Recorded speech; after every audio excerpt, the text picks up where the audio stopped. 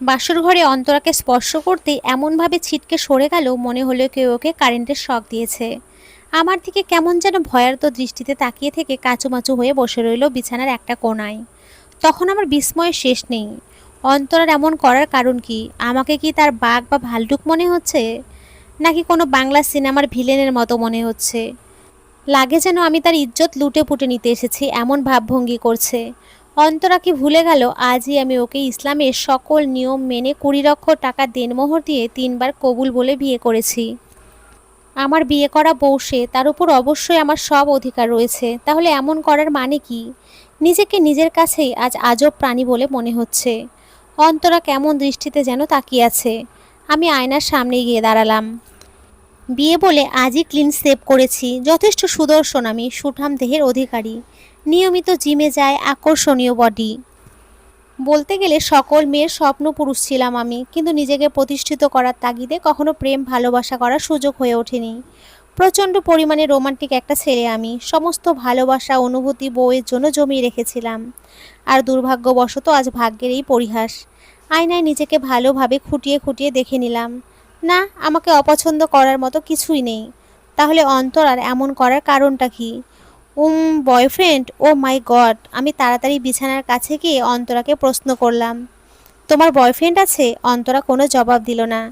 মেঝের দিকে দৃষ্টি নিক্ষেপ করে নিচের দিকে তাকিয়ে আছে। আমার থেকে ওই মেঝের কারুকার্য এত পছন্দ হলো? স্ট্রেঞ্জ। রাগে দুঃখে প্রচণ্ড অভিমান হলো অন্তরার প্রতি। তবুও আবার বললাম, লুক অ্যাট মি, আমার দিকে তাকাও অন্তরা। আমাকে কি তোমার কোনো কারণে অপছন্দ, বা তোমার এই বিয়েতে মত ছিল না? তোমার কি অন্য কারোর সঙ্গে, I mean you have a boyfriend? Antara না সূচক মাথা নাড়ালো দুদিকে। তাহলে তোমার প্রবলেমটা কোথায়? অ্যান্সার মি অন্তরা, চুপ করে থেকো না। আমি ঘুমাবো, দয়া করে লাইট অফ করে দেবেন। আমার আবার লাইট জ্বলে থাকলে ঘুম আসে না। কি? আজ আমাদের বাসর রাত আর সে বলছে ঘুমাবে? কিভাবে সম্ভব? আমার প্রচণ্ড ইগোতে বাঁধলো। কি যে হলো আমার তখন! আমি হঠাৎ অন্তরাকে বিছানায় চেপে ধরলাম, নিজের পুরুষত্ব ফলাতে মরিয়া হয়ে উঠলাম। অন্তরার গলা ঘাড়ে এলোপাথারি চুমু খেতে লাগলাম। ঠোঁটজোড়া আঁকড়ে ধরতেই লক্ষ্য করলাম অন্তরা ভীষণ পরিমাণে কাঁপছে। আমি অন্তরাকে ছেড়ে দিয়ে বিছানায় উঠে বসলাম। অন্তরা এখনও চোখ বন্ধ করে কাঁপছে। নিজের উপর প্রচণ্ড রাগ হলো একটু আগের ঘটনার জন্য। মৃদু কণ্ঠে বললাম, সরি অন্তরা, আসলে। সে কি? অন্তরা জ্ঞান হারিয়ে ফেলেছে? ওর গালে আলতো করে হাত রাখতে টের পেলাম জ্বর এসেছে, শরীর প্রচণ্ড গরম। মনে হয় ভয়ে এমনটা হয়েছে। নিজেই নিজেকে বললাম, ছি হিমেল, ছি, এটা তুই কিভাবে পারলি? সেই রাতে সারা রাত জেগে অন্তরার কপালে জলপট্টি দিলাম। সারা রাত মেয়েটা জ্বরের ঘরে ছিল, হাড় কাঁপুনি দিয়ে জ্বর এসেছিল। আমি কিছুতেই ভেবে পেলাম না এমন করার কারণটা কি। আমি তার স্বামী, তাকে আমি স্পর্শ করব, এটাই তো স্বাভাবিক। ভোর রাতের দিকে অন্তরার জ্বরটা কমে গেল, ঘুমিয়েছে মেয়েটা।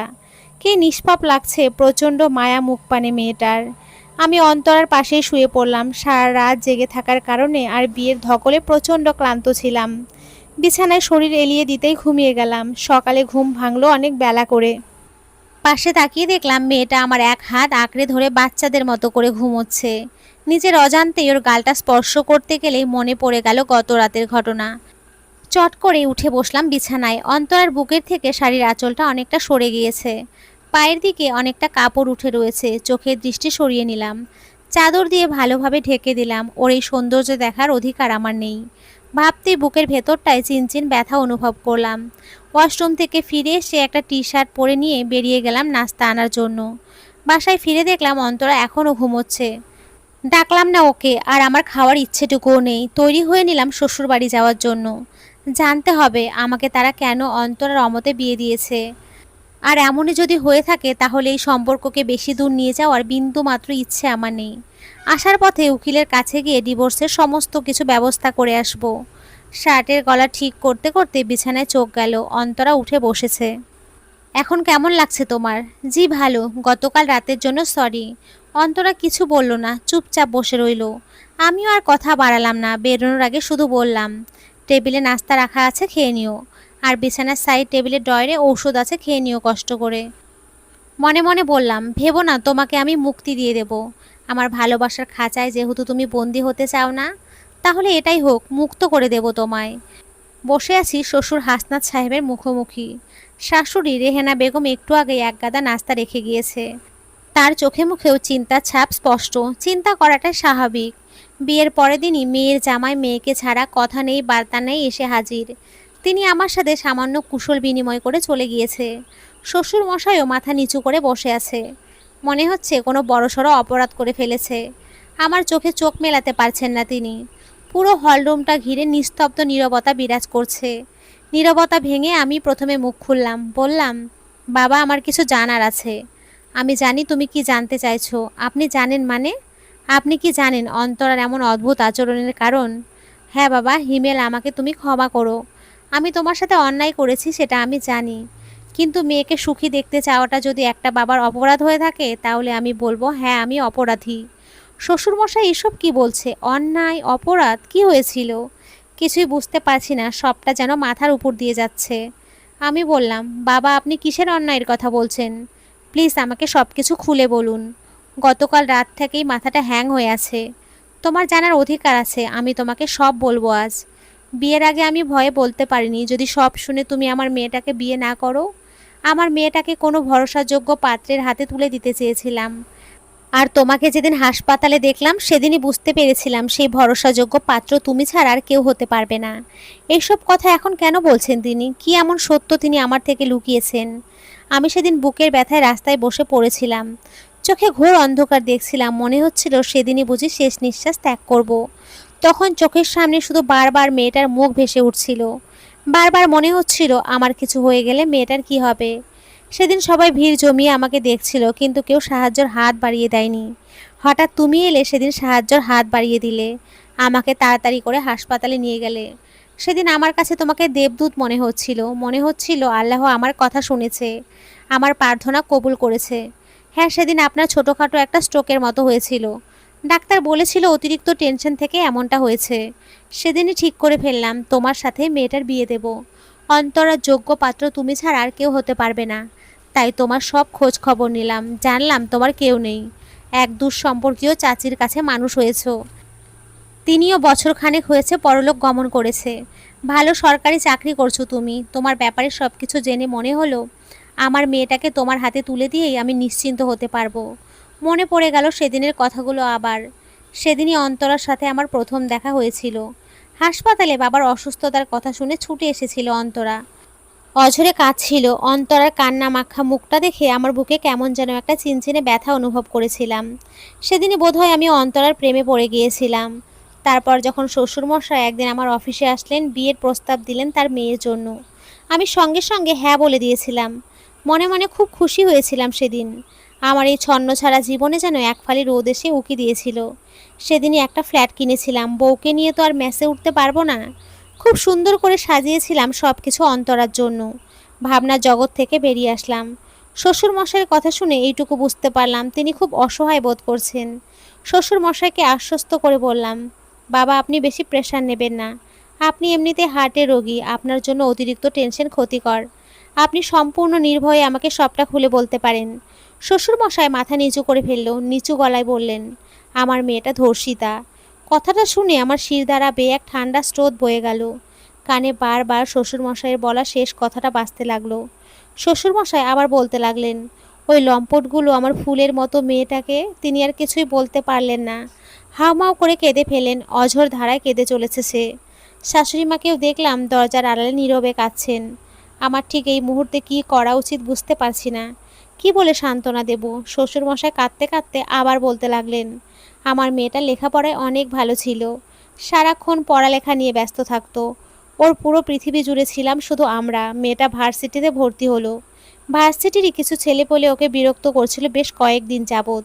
অন্তরা আমাকে কখনো সেই কথা জানায়নি। ভেবেছিল ঠিক হয়ে যাবে সব। একদিন হঠাৎ মেয়েটা ভার্সিটি থেকে বাড়ি ফিরল না। বিকেল গড়িয়ে রাত হয়ে গেল, মেয়েটার ফেরার কোনো নাম নেই। আমার স্ত্রী আমাকে ফোন করে জানাতেই আমি ছুটে আসলাম অফিস থেকে। সব জায়গায় খোঁজ করলাম, কোথাও পেলাম না। তারপর মেয়েটা ফিরে এলো বিধ্বস্ত অবস্থায়। সেদিন থেকে অন্তরা বাড়ি ফিরেছিল ঠিকই, কিন্তু আমার হাসি খুশি মেয়েটাকে ওরা খুন করেছিল। তারপর ওখান থেকে বাড়িঘর বিক্রি করে দিয়ে চলে আসলাম এখানে। সেদিনের পর আমার মেয়েটা আর হাসেনি, আমার সাথে মন খুলে কথা বলেনি, পড়াশোনা ছেড়ে দিল। ঘর অন্ধকার করে বসে থাকতো সর্বক্ষণ। কোনো মানুষের সামনে যেতেই ভয় পেত। এভাবেই বছরখানেক কেটে গেল। স্বাভাবিক হলেও এখনও পুরোপুরিভাবে স্বাভাবিক হতে পারিনি। আপনি ওদের নামে কোনো কেস করেননি? কি হতো কেস করে? ওদের অনেক ক্ষমতা, টাকা দিয়ে সব ধামাচাপা দিয়ে দিত। অন্তরার উপর দিয়ে এত ঝড় বয়ে গেছে, এত অত্যাচার সহ্য করেছে মেয়েটা। আর আমি কাল রাতে শুধু শুধু অন্তরাকে ভুল বুঝেছিলাম। খুব খারাপ লাগছে। গতকাল রাতে আমি যা করতে যাচ্ছিলাম, তাহলে ওদের মাঝে আর আমার মাঝে তফাৎটা কি থাকতো? খুব অনুতপ্ত হলাম। আমি একটা কথা বলে চলে আসলাম। বাবা, আপনি চিন্তা করবেন না, আপনার আগের সেই অন্তরাকে আমি আপনার কাছে আবার ফিরিয়ে দেব। বাড়ি ফেরার পথে অন্তরার জন্য বেলি ফুলের মালা নিয়ে নিলাম। নিজের হাতে ওর খোপায় পরিয়ে দেব। অন্তরার ভয় আমাকে ভাঙাতেই হবে।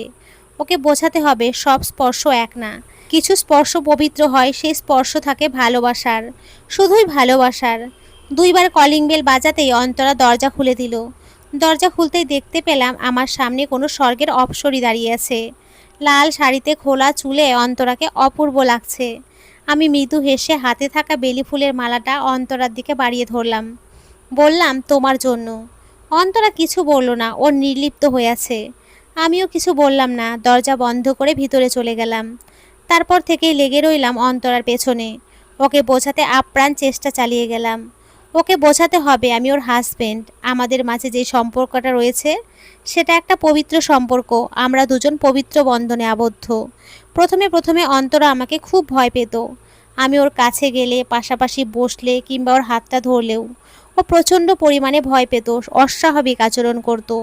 এই তো সেদিন সকালবেলা ঘুম ভেঙে দেখি অন্তরা ভেজা চুল মুছছে, আকাশি রঙের একটা শাড়ি পরেছে।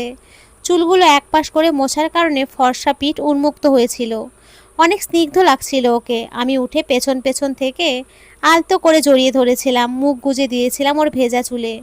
অন্তরা কেঁপে উঠেছিল কিছুটা, কিন্তু আমি ওকে কিছু বলার সুযোগ না দিয়েই বলেছিলাম, তোমার ভেজা চুলের গন্ধে আমি মিশে থাকতে চাই অন্তরা। তারপর ওকে ছেড়ে দিয়ে চলে গিয়েছিলাম ফ্রেশ হতে। এভাবেই চলছিল দিন। আমি হাল ছেড়ে দিইনি, চালিয়ে যাচ্ছিলাম চেষ্টা।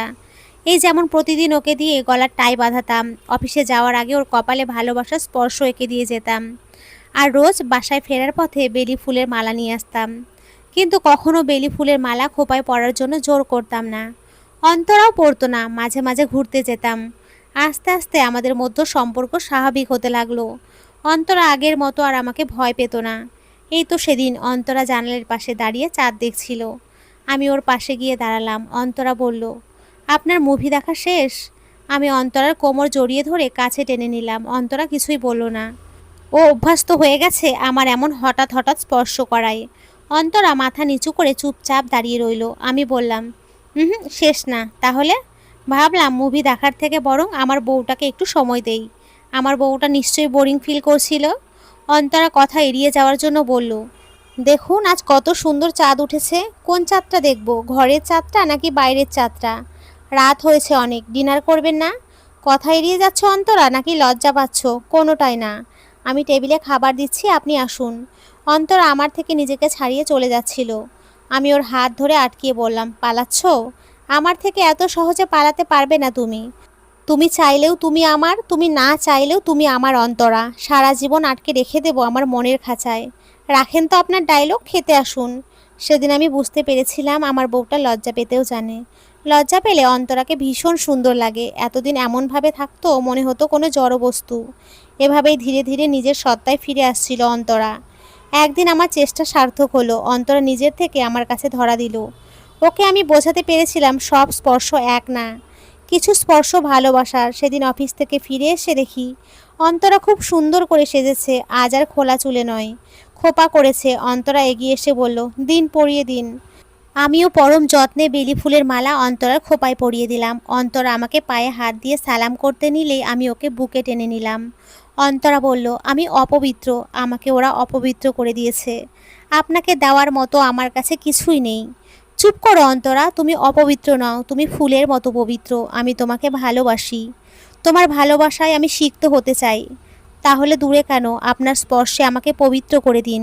আমি দুই হাত বাড়িয়ে অন্তরাকে বুকে টেনে নিলাম, শক্ত করে জড়িয়ে ধরলাম আমার বাহু ডোরে। দুজনের চোখেই পানি, কিন্তু এই চোখের পানি দুঃখের নয়, খুশির। আমি অন্তরাকে কোলে উঠিয়ে নিয়ে দুষ্টুমি ভরা হাসি দিয়ে বললাম, আজ তোমাকে এক অন্যরকম ভালোবাসার স্পর্শ অনুভব করাবো। তো বন্ধুরা, আজকের এই গল্পটি এই